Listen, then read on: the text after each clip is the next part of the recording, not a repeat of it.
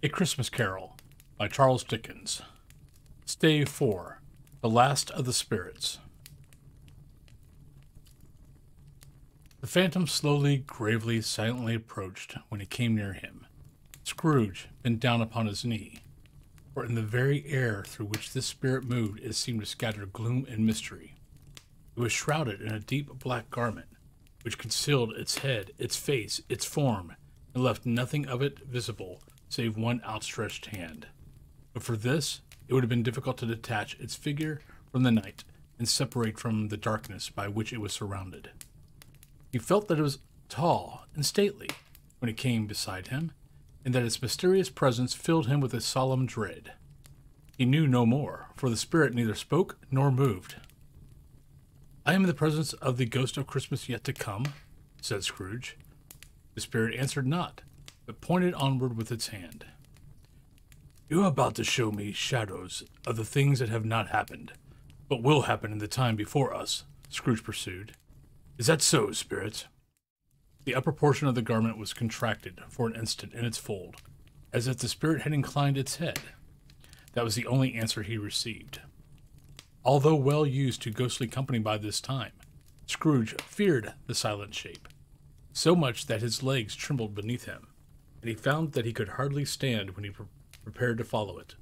The spirit paused a moment, as observing his condition, and giving him a time to recover. But Scrooge was all the worse for this. It thrilled him with a vague, uncertain horror, to know that behind the dusky shroud there were ghostly eyes intently fixed upon him, while he, though he stretched his own to the utmost, could see nothing but a spectral hand and one great heap of black. "Ghost of the future," he exclaimed, "I fear you more than any spectre I have seen. But as I know your purpose is to do me good, and as I hope to live to be another man from what I was, I am prepared to bear you company, and do it with a thankful heart. Will you not speak to me?" It gave no reply. The hand was pointed straight before them. "Lead on," said Scrooge. "Lead on. The night is waning fast, and it is precious time to me, I know. Lead on, spirit." The phantom moved away as it had come towards him. Scrooge followed in the shadow of its dress, which bore him up, he thought, and carried him along. It scarcely seemed to enter the city, for the city rather seemed to spring up about them, and encompass them of its own act. But there they were, in the heart of it, on 'change amongst the merchants, who hurried in up and down, and chinked the money in their pockets, and conversed in groups, and looked at their watches, and trifled thoughtfully with their great gold seals, and so forth, as Scrooge had seen them often. The spirit stopped beside one little knot of businessmen, observing that the hand was pointed to them. Scrooge advanced to listen to hear their talk. "No," said the great fat man with monstrous chin, "I don't know much about it. Either way, I only know he's dead." "When did he die?" "Last night, I believe." "Why, what was the matter with him?" asked the third, taking a vast quantity of snuff out of a very large snuff box. "I thought he'd never die." "God knows," said the first with a yawn. "What has he done with his money?" asked a red-faced gentleman with a pendulous excrescence on the end of his nose that shook the gills of a turkey-cock. "I haven't heard," said the man with the large chin, yawning again. "Left it to his company, perhaps. He hasn't left it to me, that's all I know." This pleasantry was received with a general laugh. "It's likely to be a very cheap funeral," said the same speaker, "for upon my life I don't know of anybody to go to it. Suppose we make up a party and volunteer." "I don't mind going if a lunch is provided," observed the gentleman with the excrescence on his nose. "But I must be fed, if I make one." Another laugh. "Well, I am the most disinterested among you, after all," said the first speaker, "for I never wear black gloves, and I never eat lunch. But I'll offer to go if anybody else will. When I come to think of it, I'm now all sure that I wasn't his most particular friend, for we used to stop and speak whenever we met. Bye-bye." Speakers and listeners strolled away and mixed with other groups. Scrooge knew the men, and looked towards the spirit in an explanation. The phantom glided on into a street. Its finger pointed to two persons meeting. Scrooge listened again, thinking that the exclamation might be here. He knew these men, also, perfectly. They were men of business, very wealthy and of great importance. He had made a point always of standing well in their esteem. In a business point of view, that is, strictly in a business point of view. "How are you?" said one. "How are you?" returned the other. "Well," said the first, "Old Scratch has got his own at last, eh?" "So I am told," returned the second. "Cold, isn't it?" "Seasonable for Christmas time." "You're not a skater, I suppose?" "No, no, something else to think of. Good morning." Not another word. That was their meeting, their conversation, and their parting. Scrooge was at first inclined to be surprised that the spirit should attach importance to conversations apparently so trivial. But feeling assured that they must have some hidden purpose, he set himself to consider what it was likely to be. It could scarcely be supposed to have any bearing on the death of Jacob, his old partner, for that was past, and this ghost province was the future. Nor could he think of anyone immediately connected with himself, to whom he could apply them. But nothing doubting that to whomsoever they applied, they had some latent moral for his own improvement. He resolved to treasure up every word he heard, and everything he saw, and especially to observe the shadow of himself when it appeared. For he had an expectation that the conduct of his future self would give him the clue he missed, and would render the solution of these riddles easy. He looked about in that very place for his own image, but another man stood in his accustomed corner, and though the clock pointed to his usual time of day for being there, he saw no likeness of himself among the multitudes that poured in through the porch. It gave him little surprise, however, for he had been revolving in his mind a change of life, and thought and hoped he saw in his new-born resolution carried out in this. Quiet and dark, beside him stood the phantom, with its outstretched hand. When he roused himself from his thoughtful quest, he fancied from the turn of the hand and its situation in reference to himself, that the unseen eyes were looking at him keenly. It made him shudder and feel very cold. They left the busy scene and went into an obscure part of the town where Scrooge had never penetrated before, although he recognized its situation and its bad repute. The ways were foul and narrow, the shops and houses wretched, the people half naked, drunken, slipshod, ugly. Alleys and archways, like so many cesspools, disgorged their offenses of smell and dirt and life upon the straggling cities, and the whole quarter reeked with crime, with filth and misery. Far in this den of infamous resort, there is a low-browed, beetling shop, below a penthouse roof, where iron, old rags, bottles, bones, and greasy offal were brought. On the floor within were piled up heaps of rusty keys, nails, chains, hinges, files, scales, weights, and refuse, iron of all kinds. Secrets that few would like to scrutinize were bred and hidden in mountains of unseemly rags, masses of corrupted fat, and sepulchres of bones, sitting in among the wares he dealt in. By a charcoal stove made of old bricks was a gray-haired rascal, nearly 70 years of age, who had screened himself from the cold air without by a frowsy curtaining of miscellaneous tatters hung upon a line, and smoked his pipe in all the luxury of calm retirement. Scrooge and the Phantom came into the presence of this man, just as a woman with a heavy bundle slunk into the shop, but she had scarcely entered when another woman, similarly laden, came in too, and she was closely followed by a man in faded black, who was no less startled by the sight of them than they had been upon the recognition of each other. After a short period of blank astonishment, in which the old man with the pipe had joined them, they all three burst into a laugh. "Let the charwoman alone to be the first," cried she who had entered first. "Let the laundress alone be the second, and let the undertaker's man alone be the third. Look here, old Joe, here's a chance. If we haven't all three met here without meaning it." "You couldn't have met in a better place," said old Joe, removing his pipe from his mouth. "Come into the parlor. You were made free of it long ago, you know, and the other two ain't strangers. Stop till I shut the door of the shop. Ah, how it shrieks. There ain't such a rusty bit of metal in the place as its own hinges, I believe, and I'm sure there's no such old bones. Here is mine. Aha! We're all suitable to our calling. We're all well matched. Come into the parlor. Come into the parlor." The parlor was a space behind the screen of rags.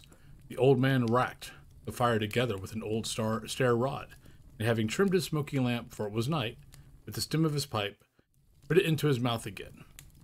While he did this, the woman had already spoken, threw her bundle on the floor, and sat down in a flaunting manner on a stool, crossing her elbows on her knees, and looking with a bold defiance at the other two. "What odds, then? What odds, Mrs. Dilber?" said the woman. Every person has a right to take care of themselves. He always did. That's true indeed, said the laundress. No man more so. Why then, don't stand staring as if you was afraid, woman. Who's the wiser? We're not going to pick holes in each other's coats, I suppose. No, indeed, said Mrs. Dilber and the man together. We should hope not. Very well, then, cried the woman. That's enough. Who's the worse for the loss of a few things like these? Not a dead man, I suppose. No, indeed, said Mrs. Dilber, laughing. If you wanted to keep him after he was dead, a wicked old screw, pursued the woman, why wasn't he natural in his lifetime? If he had been, he'd have had somebody to look after him when he was struck with death, instead of lying gasping out his last there, alone by himself. Is the truest word that ever was spoke, said Mrs. Dilber. It's a judgment on him. I wish it was a little heavier judgment, replied the woman, and it should have been. You may depend upon it. If I could have laid my hands on anything else, open that bundle, old Joe, and let me know the value of it. Speak out plainly. I'm not afraid to be the first, nor afraid for them to see it. We know pretty well what we were helping ourselves before we met here. I believe it's no sin. Open the bundle, Joe. But the gallantry of her friends would not allow of this. The man in faded black, mounting the breach first, produced his plunder. It was not extensive. A seal or two, a pencil case, a pair of sleeve buttons, and a brooch of no great value were all. They were severely examined and praised by old Joe, who chalked the sums he was disposed to give for each upon the wall and added them up into a total when he found there was nothing more to come. That's your account, said Joe, and I wouldn't give another sixpence if I was to be boiled for not doing it. Who's next? Mrs. Dilber was next. Sheets and towels, a little wearing apparel, 2 old-fashioned silver teaspoons, a pair of sugar tongs, and a few boots. Her account was stated on the wall in the same manner. I always give too much to ladies. It's a weakness of mine. And that's the way I ruin myself, said old Joe. That's your account. If you asked me for another penny and made it an open question, I'd repent being so liberal and knock off half a crown. And now undo my bundle, Joe, the first woman. Joe went down on his knees for the greater convenience of opening it, and having unfastened a great many knots, dragged out a large key and heavy roll of some dark stuff. What do you call this? Said Joe. Curtains? Ah, returned the woman, laughing and leaning forward on her crossed arms. Bed curtains. You don't mean to say you took him down, rings and all, with him lying there? Said Joe. Yes, I do, replied the woman. Why not? You were born to make your fortune, said Joe, and you'll certainly do it. I certainly shan't hold my hand when I can get anything in it by reaching it out, for the sake of such a man as he was. I promise you, Joe, returned the woman coolly. Don't drop that oil upon the blankets now. His blankets, ex-Joe.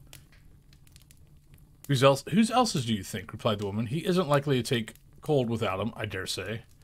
I hope he didn't die of anything catching, eh? Said old Joe, stopping in his work and looking up. Don't you be afraid of that, returned the woman. I ain't so fond of his company that I'd loiter about him for such things, if he did. You may look through that shirt till your eyes ache, but you won't find a hole in it, nor a threadbare place. It's the best he had, and a fine one, too. They'd have wasted it if it hadn't been for me. What do you call wasting of it? Asked Joe. Putting it on him to be buried in, to be sure, replied the woman with a laugh. Somebody was fool enough to do it, but I took it off again. If calico ain't good enough for such a purpose, it isn't good enough for anything. It's quite as becoming to the body. He can't look uglier than he did in that one. Scrooge listened to this dialogue in horror, as they sat grouped about their spoil. In the scanty light afforded by the old man's lamp, he viewed them with a detestation and disgust, which could hardly have been greater, though they had been obscene demons, marketing the corpse itself. Ha! Laughed the same one when old Joe, producing a flannel bag with money in it, pulled out their several gains upon the ground. This is the end of it, you see. He frightened everyone away from him when he was alive, to profit us when he was dead. Ha ha ha! Spirit, said Scrooge, shuddering from head to foot. I see, I see. The case of this unhappy man might be my own. My life tends that way now. Merciful heaven, what is this? He recoiled in terror, for the scene had changed, and now he almost touched a bed, a bare, uncurtained bed, on which, beneath a ragged sheet, there lay something covered up, which, though it was dumb, announced itself in awful language. The room was very dark, too dark to be observed with any accuracy, though Scrooge glanced round it in obedience to a secret impulse, anxious to know what kind of room it was. A pale light rising in the outer air fell straight upon the bed, And on it, plundered and bereft, unwatched, unwept, uncared for, was the body of this man. Scrooge glanced towards the phantom. Its steady hand was pointed to the head. The cover was so carelessly adjusted that the slightest raising of it, the motion of a finger upon Scrooge's part, would have disclosed the face. He thought of it. He felt how easy it would be to do, and longed to do it, but had no more power to withdraw the veil than to dismiss the spectre at his side. O cold, cold, rigid, dreadful death, set upon thine altar here, and dress it with such terrors as thou hast as at thy command, for this is thy dominion. But of the loved, revered, honored head, thou canst not turn one hair to the dread purposes, or make one feature odious. It is not that the hand is heavy, and will fall down when released. It is not that the heart and pulse are still, but that the hand was open, generous, and true. The heart brave, warm, tender, and the pulses a man. Strike, shadow strike, and see his good deeds springing from the wound, to sow the world with life immortal. No voice pronounced these words in Scrooge's ears, and yet he heard them when he looked upon the bed. He thought, if this man could be raised up now, what would be his foremost thoughts? Avarice, hard-dealing, griping cares? They had brought him to a rich inn truly. He lay in the dark, empty house, with not a man, a woman, or a child, to say that he was kind to me in this or that, and for the memory of one kind word I will be kind to him. A cat was tearing at the door, and there was the sound of gnawing rats beneath the hearthstone. What they wanted in the room of death, and why they were so restless and disturbed, Scrooge did not dare to think. "Spirit," he said, "this is a fearful place. In leaving it, I shall not leave its lesson. Trust me. Let us go." Still, the ghost pointed with an unmoved finger to the head. "I understand you," Scrooge returned. "I would do it if I could, but I have not that power, Spirit. I have not that power." Again it seemed to look upon him. "If there is any person in the town who feels the emotion caused by this man's death," said Scrooge, quite agonized, "show that person to me, Spirit. I beseech you." The phantom spread its dark robe before him for a moment, like a wing, and withdrawing it revealed a room by daylight, where a mother and her children were. She was expecting someone, and with an anxious eagerness, where she walked up and down the room, started at every sound, looked out from the window, glanced at the clock, and tried, but in vain, to work with her needle, and could hardly bear the voices of the children in their play. At length, the long-expected knock was heard. She hurried to the door and met her husband, a man whose face was careworn and depressed, though he was young. There was a remarkable expression in it now, a kind of serious delight of which he felt ashamed, and which he struggled to repress. He sat down to the dinner that had been hoarding for him by the fire, when she asked him faintly what news, which was not until after a long silence, he appeared embarrassed how to answer. "Is it good," she said, "or bad, to help him?" "Bad?" he answered. "We are quite ruined." "No, there is hope yet, Caroline." "If he relents," she said, amazed. "There is. Nothing is past hope, if such a miracle has happened." "He is past relenting," said her husband. "He is dead." She was a mild and patient creature if her face spoke truth, but she was thankful in her soul to hear it, and she said so with clasped hands. She prayed forgiveness for the next moment and was sorry, but the first of the emotion of her heart. "What the half-drunken woman whom I told you of last night said to me when I tried to see him and obtain a week's delay, and what I thought was a mere excuse to avoid me, turns out to have been quite true. He was not only very ill, but dying then. To whom will our debt be transferred? I don't know. But before that time we shall be ready with the money. And even though we were not, it would be a bad fortune indeed to find so merciless a creditor in his successor. We may sleep tonight with light hearts, Caroline." Yes, softened as they would, their hearts were lighter. The children's faces, hushed and clustered round to hear what they so little understood, were brighter, and it was a happier house for this man's death. The only emotion that the ghost could show him, caused by the event, was one of pleasure. "Let me see some tenderness connected with the death," said Scrooge. "Or that darker chamber, Spirit, which we left just now, will be forever present to me." The ghost conducted him through the several streets familiar to his feet. As they went along, Scrooge looked here and there, to find himself, but nowhere was he to be seen. They entered poor Bob Cratchit's house, the dwelling he had visited before, and found the mother and children seated round the fire. Quiet, very quiet. The noisy little Cratchits were all still as statues in one corner. and sat looking up at Peter, who had a book before him. The mother and her daughters were engaged in sewing, but surely they were very quiet. And he took a child and set him in the midst of them. Where had Scrooge heard these words? He had not dreamed them. The boy must have read them out as he and the spirit crossed the threshold. Or did he not go on? The mother laid her work upon the table and put her hand up to her face. The color hurts my eyes, she said. The color? Ah, poor Tiny Tim. They're better now again, said Cratchit's wife. It makes him weak by the candlelight, and I wouldn't show weak eyes to your father when he comes home, or the world. It must be near his time.